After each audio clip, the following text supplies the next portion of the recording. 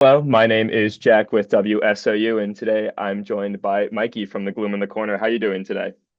I'm good, thank you, sir. How are you? I'm doing pretty good. I'm doing pretty good. You have released three singles for your album Royal Discordance, which comes out in exactly a month. How do you feel with the reception of the single so far? Yeah, stoked. Yeah, we're stoked. It's it's a weird one for sure because like we've changed up the sound a little bit compared to Trinity, so it's interesting to see how people have reacted to the various songs, especially going from Assassination Run to Angels, which Mm. is quite a sonic jump. Yeah. Um, And like it's I guess it's like not too far of things off of Trinity, but our new Angels would probably be like the one that's gonna throw people off the most, I think. Where you get the Um sellout comments too. yeah, TikTok music. Yeah, they're like, the new album's incredible. I got it sent to Thank me. you. It's awesome. Thank you. It's early contender from album of the year in my opinion. Uh, Thank you. Appreciate and that. I have plenty of stuff to talk about the new album later on. But first, I Awesome. was curious. I would say the whole like uniqueness to the band comes from the fact that all the albums kind of surround a similar concept. How did you get into writing stories, and how did the original idea of bringing this concept to the band come about? So I used to write stories in high school. Um, just as like a bit of a getaway kind of thing. Mhm. And give me an excuse to do something that's not schoolwork. Uh, but a lot of the Gloom stuff is actually adapted from some of those stories. At least like the initial stuff like Fear Me and everything like that was adapted from that. Um, and really only like two or three characters I think stuck around from that um bulk of work, I guess. Um, as far as getting into it, like I don't know, like I think I wanted something else that wasn't just music to write. And that's where story writing kind of came in and was a good like getaway kind of thing. Um, but yeah, I mean, I guess like reading a lot myself as well. Like I was just saying in another interview before, like I grew up reading like Skullduggery Pleasant and like a lot of Matthew Riley. Um, and there was another big one that I read, but digressing there. It just kind of made me want to write my own kind of versions of them, and that's kind of what got adapted. And that's why like there's a lot of pop cultural references and stuff like that um in throughout the music, especially. It's kind of both like a paying homage to that, but also doing my own version of it.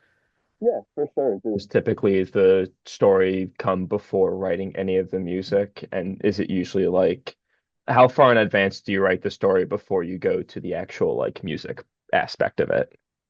I try to write a start and an end point. Okay. That way I kind of it doesn't like it's not necessarily like limiting. Mhm. Um, but it's giving me a space to kind of work within. And like the start and the end might change, over the course of writing the record slightly, but at least it gives me a starting point. Yeah. Um, and then from there, I kind of fill out what it is that I want to kind of do. From there, I was just saying in another interview before I started the process for the next one, Mhm. um, with that intention in mind, and I've kind of start figuring out like how to tick things off and make things work like that. Um, as far as whether or not it's lyrics or songwriting first, as the primary songwriter, it really depends. For Trinity, it was very 50-50. But that was also over a long period of time. Whereas this one, while it has been a while that we've put out music, to me it feels like we only really kind of properly started writing it about halfway through 2023. And I remember that because I was living out of home at the time. Mhm. Um, and I was having those discussions with Paul, our bassist, of like how we wanted everything to kind of sound and all that fun stuff. Yeah. Which is also why it took a while. Um, but yeah, it's for this one, it was probably more so the songwriting first because I'm sure you probably have a question about this, but like when we did Trinity, what we realized when we started touring it was that a lot of the stuff wasn't translating live as well as what we'd like it to. And so what as a primary songwriter, I went, "Oh, okay, how do I do this? How do I take that and make it malleable for a live context?" And that's where I guess like songs like Angels and That's Life and You Didn't Like Me Then have kind of really kind of honed in. Like we take some of the chaotic elements of Trinity and make it a lot more structured and digestible, especially for a live setting. And like even playing like Angels and Nope live over the last like couple of months, like we've noticed that there's definitely a lot. It's being received a lot better compared to like some of the Trinity stuff. For sure. Um, and so that with that, like I really had to make sure the songwriting was on point first before I started really doing anything lyrically. That being said, I would figure out what I wanted to do in the plot and have an idea for what I wanted to do lyrically. For sure. Um, but the songwriting had to come first, I think, for me, just to kind of get it there and make sure. Yeah. Did you kind of find yourself as you were kind of writing the story, kind of figuring out like start and stop points, if that makes sense? Or you'd write a chunk of it and go, okay, this could be one song, and then write the next portion of it, and so on and so forth? Or was it just kind of like you said, like a start point, an end point, and then you kind of go from there? So I kind of like figured out like plot wise like what I wanted each song to be about, and what I kind of felt helped was actually, especially for songs like Nope and Angel's Wrath, was I actually wrote out what was going on in the story, like what we did with Jericho. Mhm. So there's like a whole chapter kind of dedicated to it, and I kind of go, okay, cool, I know what I'm referencing here, and this and this and this and this and this. Um, and that helped with the lyric writing, but also sonically what I wanted to do. With like Nope is actually like a really good example. That was the second last song written for the record, and it was written. I went and tracked in the States for this record in October of 2024, and I reckon it was written and completed about a week before I went. Okay. Yeah. And there was a completely different song that was meant to be where Nope is now. Mhm. And no matter what I did, like the song was cool. I really liked the song. I put it in the back burner catalog. Mhm. Um, But for what I wanted at the time, I just could not write lyrics to it that I was happy with. Mhm. Um, and so I ended up just fully scrapping the song and starting over again. Oh, Um, so yeah, it's I said like the songwriting kind of came first, but when it came to the lyric writing, um, having that kind of anchor point, I guess for lack of a better term, definitely helped. And I didn't do it for all the songs I made. It was mainly Angels and Nope, I did it with. mhm. Um, but having that anchor point definitely helped for sure. For sure. And I guess while we're on the topic too, kind of like you said, Trinity was is like chaotic. It's all over the place in like a good way. Um, and then Royal Discordance feels kind of like more grounded, and more like there's a central, like each song. I don't want to say each song has a point, because songs on Trinity do have points, but like each song, like you No, they said, don't. has No, they yeah, yeah. So the don't. king is just um but yeah, they each of them have like a point. What was it kind of like pulling back then? And I know Trinity, you've said in the past that you've had like a lot of time to work on those songs, and no one was really telling you no. What was it kind of like the opposite this time around? Well, it was good because I it was kind of me telling myself to rein it in a little bit, which was very difficult at first. Um, but it was also like making sure that everybody was across the sonic change and that everybody is happy with the sonic change too. We had like a member lineup change in between Trinity and RD as well. So when I say everybody, I mainly mean Paul, our bassist. Mhm. Um, but yeah, he let me run wild with it, I guess. And then having a producer come in for this one definitely helped too. Um, but you're saying like it's like does each song kind of have like a point? it's an interesting way of putting it because when I did all the lyric writing and the songwriting for Trinity, as said, like it was very much more based around telling the story. Mhm. Whereas I feel like this time it's more so honed in on like what the characters are feeling because I realized that having to try and tell a story itself um within this kind of like restructuring and everything doesn't really work as well when you have repeating choruses.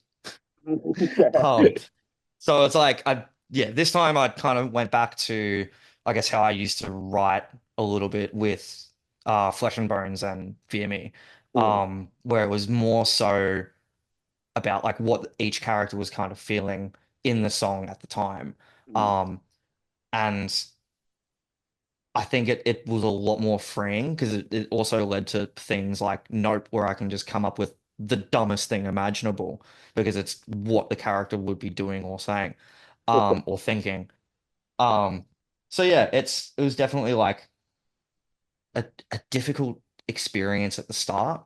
Mhm. Um, But then once I kind of got into the flow of it and everything like that, I found it a lot easier to kind of just like come up with things or melodies and whatnot, or hooks, if you will, and make it TikTok music.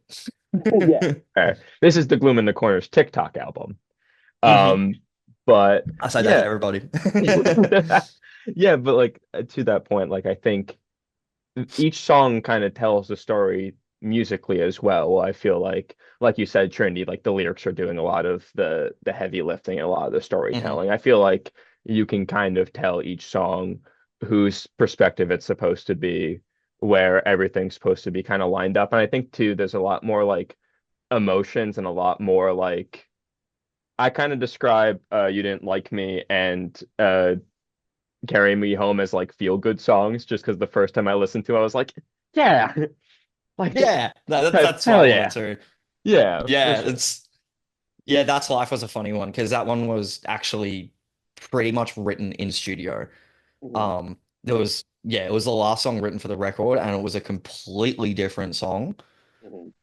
beforehand, and then we're in the studio with our producer. Well, I was in the studio with our producer John, and I'm like, once we hit Army of Darkness, it gets really depressing and really Yes, it does.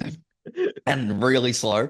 Um, so I think we need to completely scrap this song and have like another feel good song like Angels and You Didn't Like Me before, or like at least like a faster kind of paced song, because then like the record really slows down. So if we have like another slow song here, it's gonna f with the pacing. Oh, Yeah. sorry. Um, it's going to screw with the pacing. Um, so let's do that, and that's pretty much what happened with That's Life, and that's yeah, that was the whole intention was to make you feel good one last time before absolutely putting you through it in the last three songs. Before the worst thing imaginable happens in the last hmm like 12 minutes of the album. Yeah. Um, but yeah, like to that point, to that point too, I would say like as like real life meanings go to each song, Trinity hit a lot of themes of like anxiety and self-doubt and Royal Discordance, from what I could tell. I don't really have the lyrics in front of me, so it's hard to kind of tell sometimes, but they feel more like there's a lot more emotions being expressed and there's a lot more themes going around. So how did you kind of come about making the real life meanings for Royal Discordance and trying to make like different types of themes for each songs? Well, it's pretty easy when, sorry, not easy, Mhm. but it becomes easier when you put on different hats for different characters, I think. Um, and that's why like a lot of well, most of those songs are more upbeat is like when you put it from Clara's perspective, who's generally like a pretty upbeat and um happier kind of character or more chaotic kind of character. Mhm. It makes writing that kind of thing easier. Um, and then even more easier when you get into someone like Jay, who's just depressed all the time or a little bit arrogant as he is on Nope. Um, I can just channel my inner narcissism, I guess, for lack of a better term. Um, to kind of get that point across. Or like if I'm having a crap day or something like that, I can go through the motions with that one, like on Painkiller. Um, Yeah. which I always thought was a really funny whiplash going from You Didn't Like Me Then to Painkiller, where the opening line is I look in the mirror and hate what I see coming from such a positive song. From the song that's Um, like, hey, we the best music, and you're not stopping uh-huh. us for sure. And then to go to this sucks, man. Damn, life suck. Um, Yeah. but yeah, I mean, kind of going back, this was, I could be wrong, your first time working with the producer or like another voice? Yeah, kind of. Like we had a producer for Flesh and Bones and who was the same producer that we had for just the vocals on Homecoming. Um and that was Scotty from Alpha Wolf. Um but then we worked with another producer right at the start of 2020, which is when we did the three track. And he didn't really produce anything, not to undercut him or anything like that, but his words were like, "Oh, there's nothing that I we really need to do to these songs. Like, there's, you guys have everything thought and planned out." Um, and that's why with Trinity, both with lockdown being so hectic down here in Australia, we also just decided that we weren't going to work with a producer, for that one, which is also why it's so chaotic. Because nobody was telling us no. Um, so this is the first time, yeah, going back to a producer, and I was really, really skeptical of it because I always felt like every time I'd walk away from something that we'd done with a producer, I wasn't happy with how it turned out. Um, Especially like vocally. And it's for me, it's like going back and listening to a couple of those records. Like I'm like, oh, I don't like that. Like if I could go back and redo it all again, like I would, kind of thing. Um, but yes, I was really skeptical coming in, especially having to fly halfway across the world to get there too. I'm in the And yeah, States. yeah, Oh, yeah. Where are you but guys based in the States? what's up? Where are you guys based in the States? New Jersey. Yeah, New Jersey. Yeah, yeah. cool. So yeah, we're in well, I was in Nashville. So it's one of those things I didn't want to get all the way over there and then like, oh, this isn't working. Um, Thankfully John is very good. So yeah, he like surprisingly enough, like I walked away from this being like the most happy that I've been with my voice in a long time. Like he really knew how to kind of do everything. And I think he understood as well that like I have my own vision for how I want to do things as well. And he would kind of go, yep, cool, let's do that. But like let's actually kind of make it work and everything. Um, or like get the idea down and let's rework it a little bit and see what we can kind of come up with. Um, or if we have to like get like a melody writer in to make like those sections a little bit better, which is what we did on Shadow Rhapsody. Um, and yeah, it was overall like a really good experience, and I'd be happy to do it again. But yeah, it was cool. It was cool. It was weird at first, being told what to do. Seems like your first bout with like, I don't want to use the term real producer. Um, it seems like it went better than it could like you could have ever expected. Like he both told you yes and no. Like he never really stopped you from the sounds of it, from getting No, across what you wanted to get. And no, yeah, I think overall it sounds just like you can tell that through the music that just everything seemed to go according as planned. yeah. I like that being said as well. Sorry, I do like to state we did have a vocal producer for Trinity, Okay. but I feel like while yes, we had the same thing, and we worked really well together, we kind of got put um not on the wrong foot. I don't want that because that's not the right word, but like we were already established. So we were automatically thrown into chaos just because of how Trinity was written.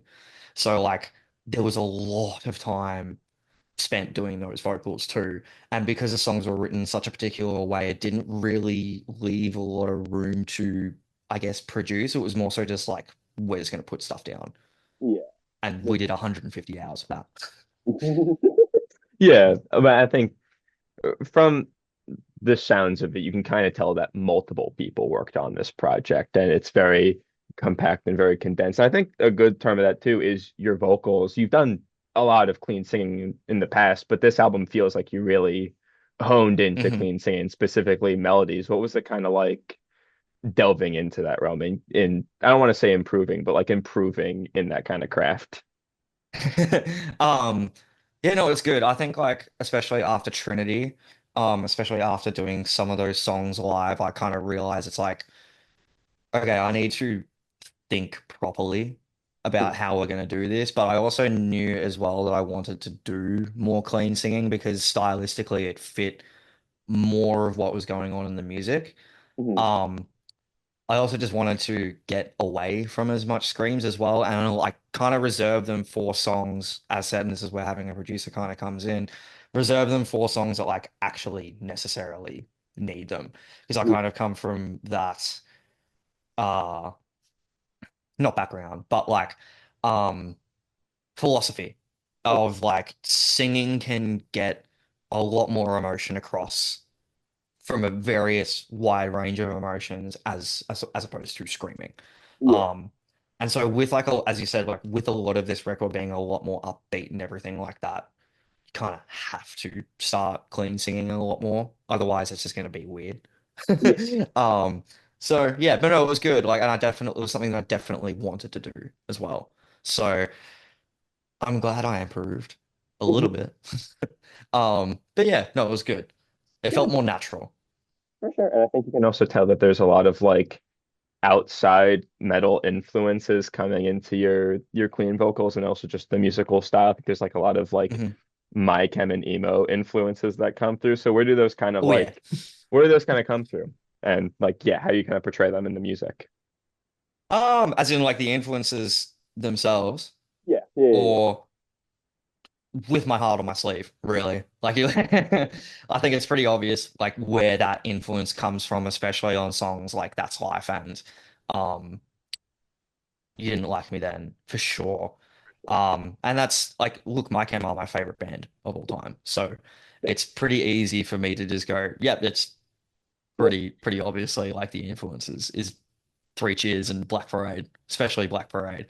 Um, Not so much Danger Days, but um, Now, do you have a favorite my chem and least favorite my chem album?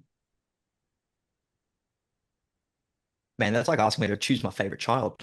Um, Potentially. I think my favorite probably has to be the Black Parade because it was the one that got me into it. Okay. Um, Least favorite, do we count conventional weapons or not? Because like I think like there's a couple of really good songs on there, but you can tell why they scrapped the album initially.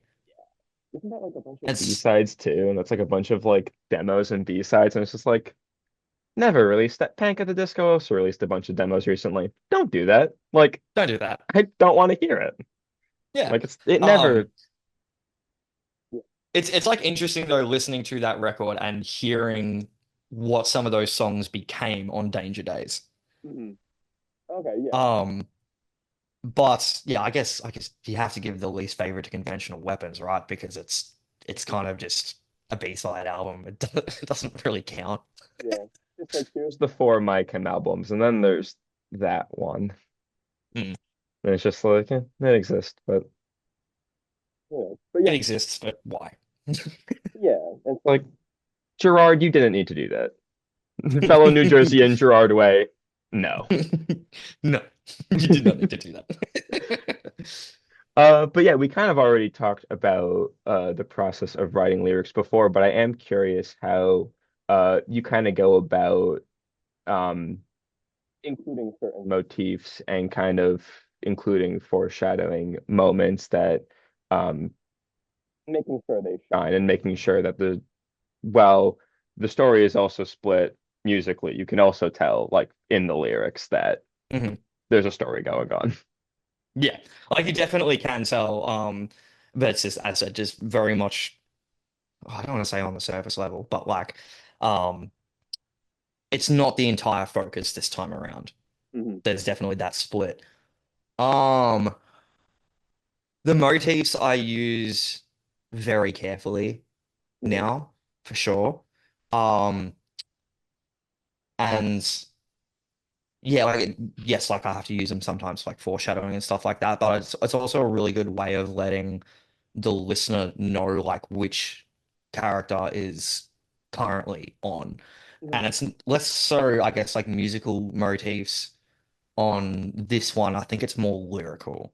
Okay. Um, and especially with Jay, like in Painkiller, there's quite literally a reference to his first song with Jay. Like the Mhm. last line of the song is also one of the last lines in Jay. Mhm. Um, and I think like this time, while there was more, I think there was more direct references on Trinity. Um, this time they're more so poking fun at some of the previous motifs. Like All of Angels is like is Rachel just absolutely dragging Jay through the mud by using those motifs and everything too. And I think Clara has a couple, and I think Sherlock has a couple on Assassination Run 2 from memory. I'm pretty sure I've noted them in the Genius annotation. Okay. Um, but obviously, like Clara's big one is the big one for a reason, which is at the end of Love 2. Um, and that's the line from Villain. But yeah, it's about using them very carefully to like not give anything away in a previous song or etc. Or even think like the kind of example that I came to was the first track, Apocalypse the Tyrant, like that entire thing. Yep. I was like, I'm I knew just there's like another one in there somewhere. I'm just like all those lines are from Ultima Pluvia. Wait a second. Yeah, and there's like the opening line to that song is like the last or one of the last lines to Hail to the King. Mhm. And Very like obviously did that to establish who that character is. yeah, Um, and it's also but like out of that out of the new album, like this is the one that feels the most like Trinity, and it has maybe yep, the most callbacks to that album. And I'm just yep. like, yeah, it's a nice little like segue.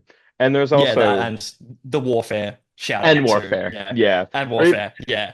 even like not to spoil any album stuff, but the end of Love 2 and going back to Ultima Pluvia and hearing Sherlock very clearly say, I will kill this man. I'm just like, I don't know if there's foreshadowing in here, and I might be overthinking, but will I overthink? Oh, everybody overthinks with the Gloom War. That's fine. Um, but yeah, no, that was very much my way of like, especially like with first track and last track was a good way. That's a good way of showing like um the motifs and stuff like that because it's like it very clearly tells you what is happening, I think, too. Um, but alongside the motifs and foreshadowing, as you kind of mentioned earlier in your own foreshadow, there's a lot of references to like action films and 80s pop culture. I know Nope has a bunch of them. I'm pretty sure Mhm. Assassination Run has a reference to Baha Men in the Who As a Let the reference to Dogs Out. what? Oh yeah. Oh, there we go. Yeah. Yeah, there we go. Yes, that was There we that go. was very intentional. I also just came up with that line and I'm like, this is so stupid. Like this is the stupidest thing I could say. And John was like, it's so stupid, but so hard. Like we have to put that in. The first time I heard that, I was like this, like the Owe song. Um, Army of Darkness is another one, or just Yep. name alone. Name Where do alone. these Yep. where do these kind of like references come from, and how do you kind of go about applying it in the music, both subtly and not subtly? And not subtly. Um, I think like it's really dependent on the character. Um, Army of Darkness, I very much wanted to do because Army of Darkness is one of my favorite films alongside Evil Dead 2. The only thing that I forgot to put in that song was a reference to the boomstick, um, which I'm so annoyed about because it only clicked like the other day. I was like, "Oh, you idiot! Um, you fool!" Um, but Army of Darkness I wanted to do because obviously Army of Darkness it's like the big battle at the end, and um, obviously Army of Darkness has the big battle at the end as well. Um, so that was kind of my way of referencing it, but it's very much like character to character. And with Nope, I think um, that was me kind of not just going back to Jay's arrogance and narcissism, but that was also the best way for me to kind of at least roughly titillate what was going on in the song, which is a gunfight. And so I wanted to pay homage to some of my favorite films and video games in that moment because I was like, not only does it, as I said, pay homage, but it's also completely absurd. Like, just stupid. Yeah. In like I'd like to think in the best way possible, but at least like it's where as I said, like we were talking about wearing hearts on the sleeve before with my camp, like that's like we're talking about oh, what are the influences for the story and everything like that, or this, that, and the other.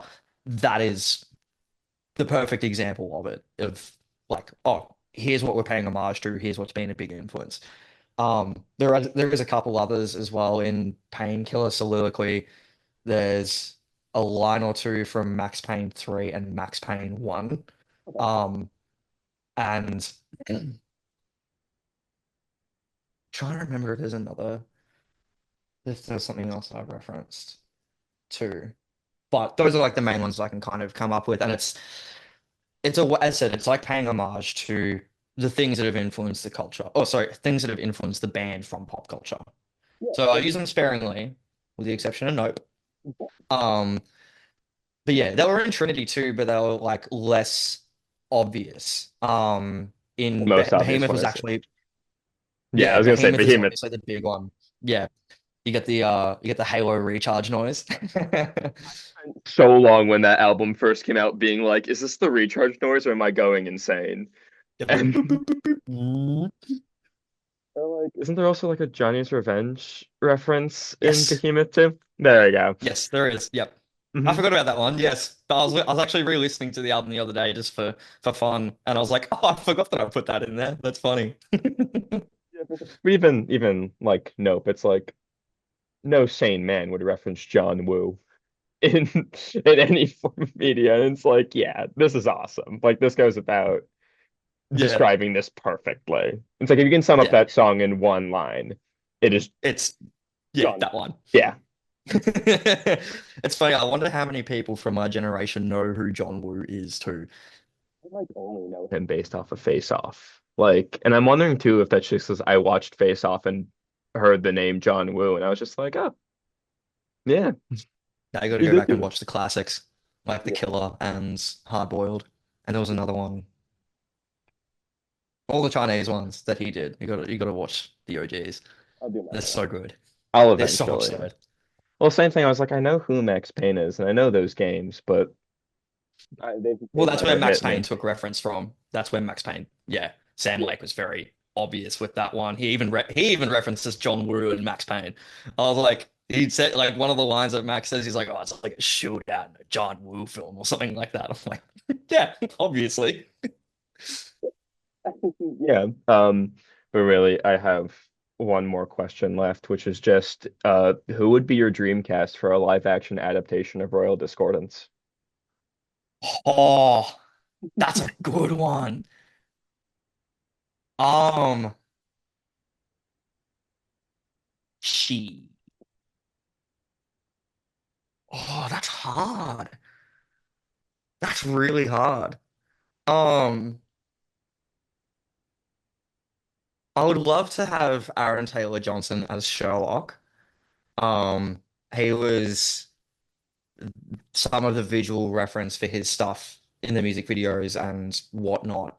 Um, when at least like when I was doing up all the costuming and stuff like that. We actually just wrapped the music video for You Didn't Like Me Then on Saturday. Um,